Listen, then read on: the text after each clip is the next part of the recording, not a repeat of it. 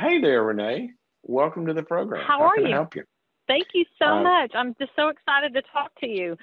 Um, so as I was telling your assistant, I've got an 18-year-old daughter. She's the you youngest know, of three girls. I got to tell you, the producer Albie. Um, I got to shout out to him because you were telling him. You said and everybody loves Albie. If for no other reason, you don't even want to get on the show. You should just call in so you get to talk to Albie because Yeah, he's everybody cool. loves telling their story to Albie. Okay, so what were you telling Albie? Okay, so my youngest daughter, she's the youngest of three. She's 18. She's graduated high school. Very responsible, very good kid. Um, she spent a lifetime showing cattle. And a camp Oh, that she attended for many years, they have asked her to come this summer to help with the camp. And my problem is the mama bear is they want her to come. They're going to put her up in a hotel. And I told her, well, I'll go ahead. I'll come with you and I'll just shop and stuff during the day. And she looked at me like I had three heads and she said, what? Do you not trust me? Why can I not go I'm going by myself. I don't need you to go with me.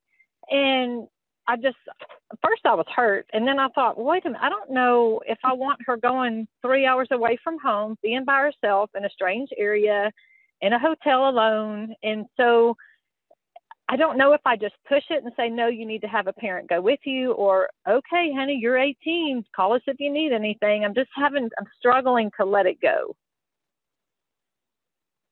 all right. So I have two daughters about that age. They didn't go 3 hours away. They went all the way to one of them went all the way. I live in LA. One of them went all the way to the East Coast. The other one went halfway across the country Yeah. to go to school, right? And Yeah. got their own apartment. Am I crazy? I know that's what I keep telling myself. She's 18. I just need to let this She's go. And she 18. is going to school yeah, she's going off to school What's in the fall. She'll be at the what's university in a what dorm where, what is the danger? I mean, she going to be in some seedy hotel out on, like you see on the Bates Hotel out of Psycho, and it's on some dusty road with one light, with a light bulb on the side of the curb, and that is no, it, it, it's a small, it's a smaller town in Navasota, Texas. I mean, it's a small town. It's just me. I guess I've always been protective. They've look, lived a is it sheltered life. safe? I mean, this is an organized group that she's been in this industry for a long time. She's Yeah. well connected with this camp. Is this safe? Would God and the Yes. Beverly Hillbillies say this is safe? Yes.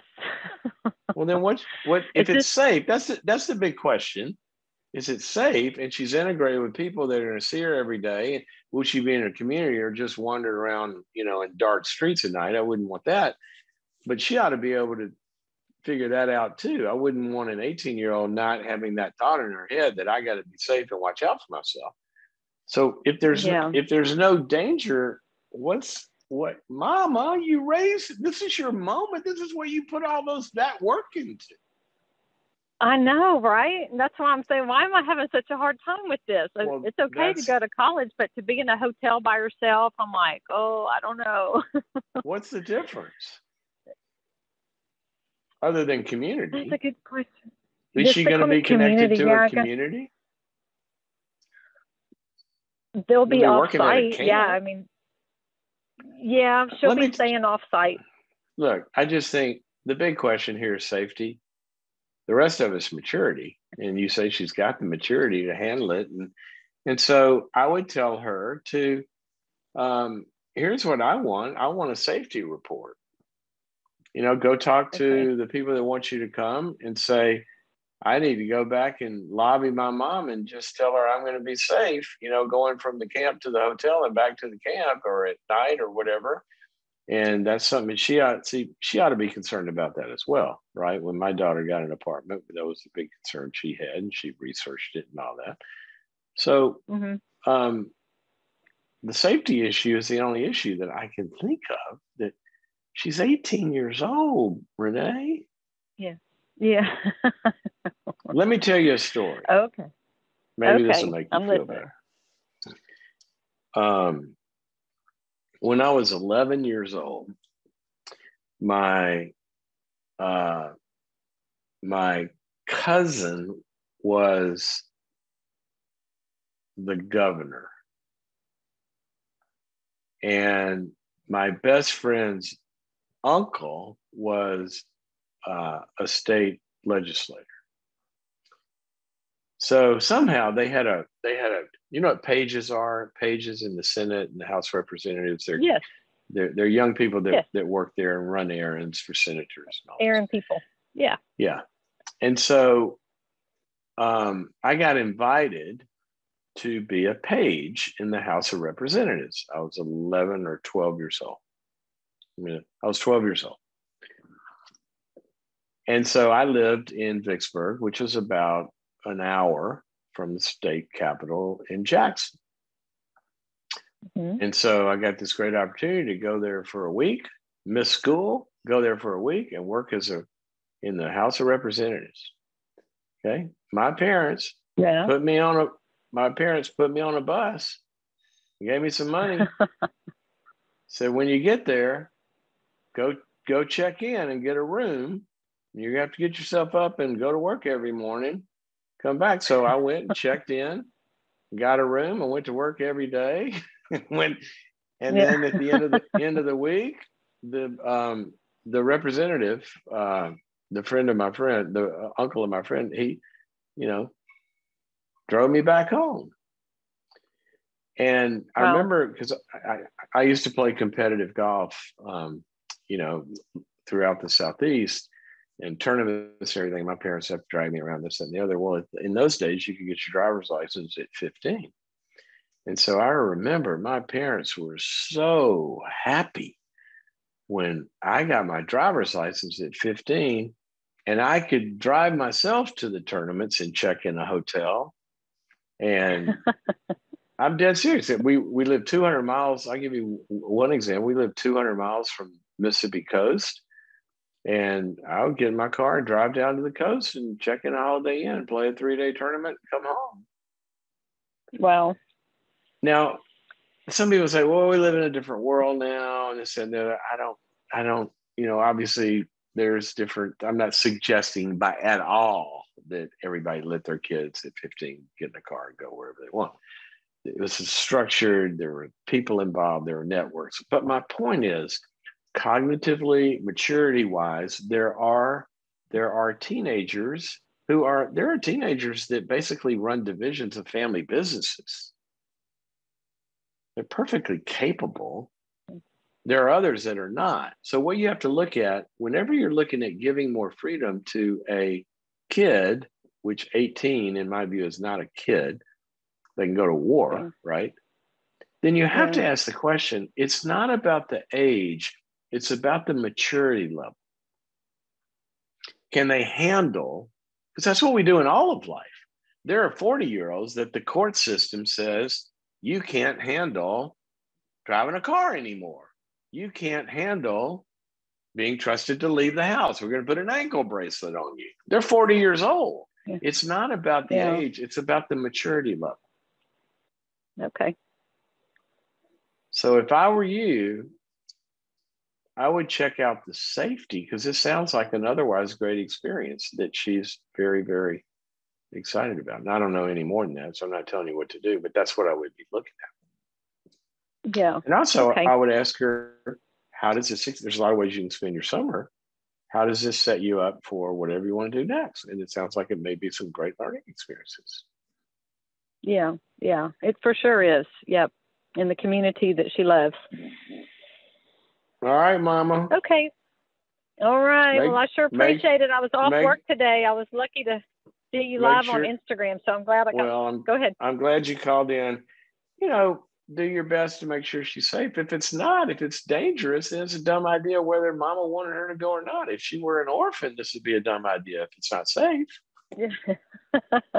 but that's otherwise, what a great experience. She's 18 years old. You got to loosen the grip a little bit would be my opinion. Yeah.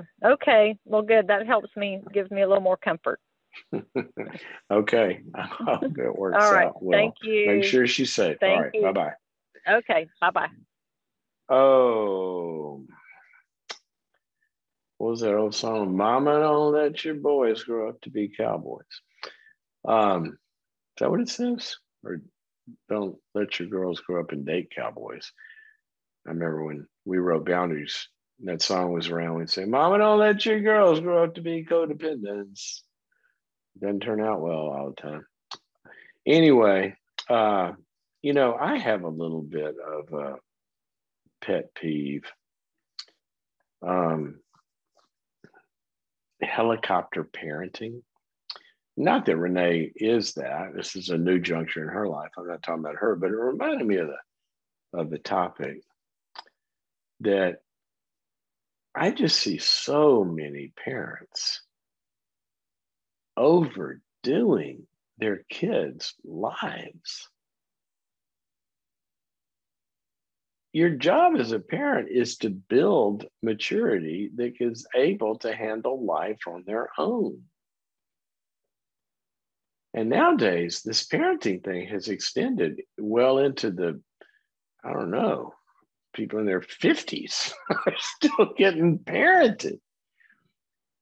And I mean, I'm a little old school in this, I realize, but at the same time, as a psychologist, I mean, we're trying to develop maturity and emotional regulation and good judgment, decision making, and competency.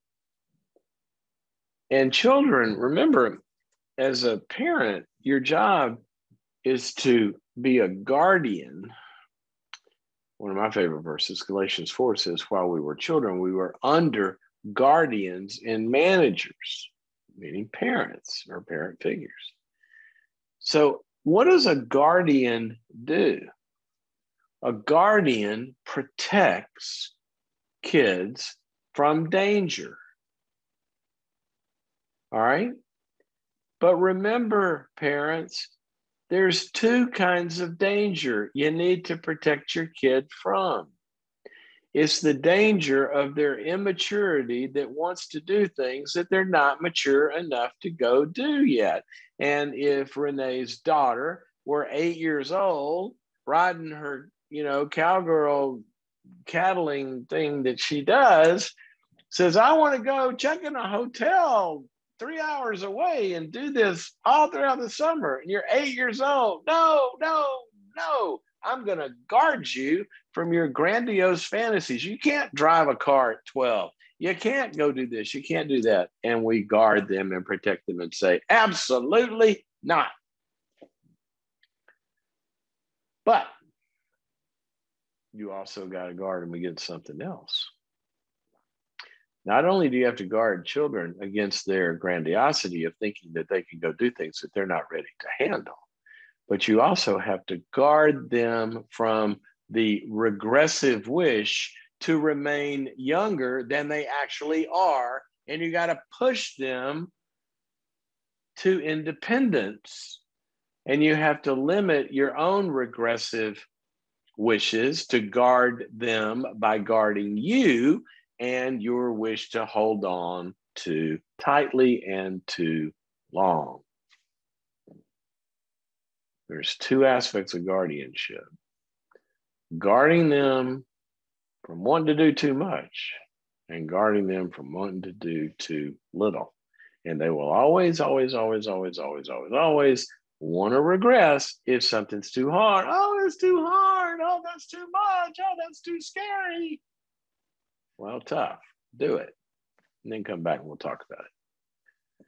So remember, good rule of thumb is,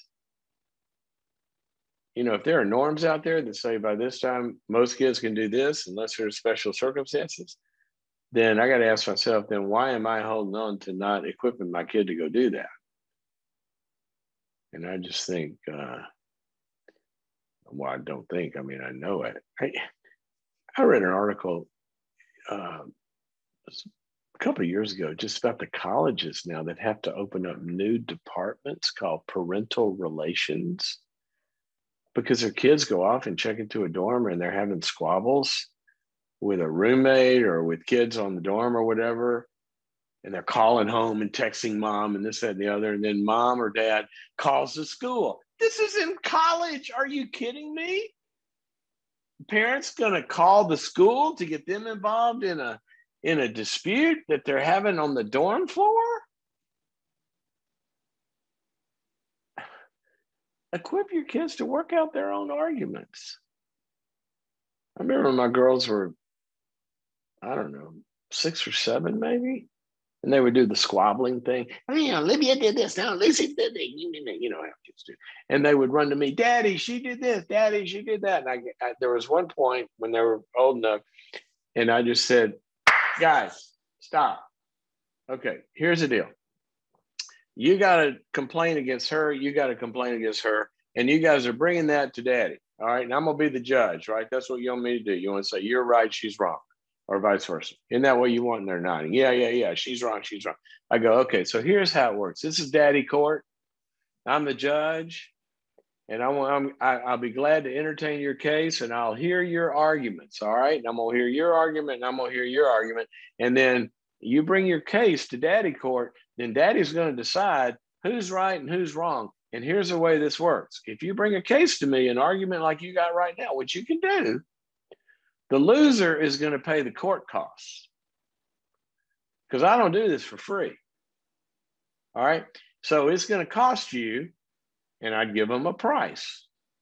Might be a bicycle for a week, or I'm going to sell it and give the money to the other one, or who knows what it was, depending. There's going to be a court cost if you lose. Now, if you think you got a good enough case, then come on, bring it on. But if you lose, you're going to pay the court costs. Those girls turned and looked at each other, and their eyes were this big, and they said, "Oh, it's okay, Daddy. We'll figure it out." You know what? I got a lot more of those complaints. I mean, a lot less of those complaints when they had to work it out on their own. So anyway, I'm off on a rant because it's just an area. Find out what kids that age are able to do. And if they're able to do it, there's no special circumstances why they can't, then let's help empower them to figure out how to do it.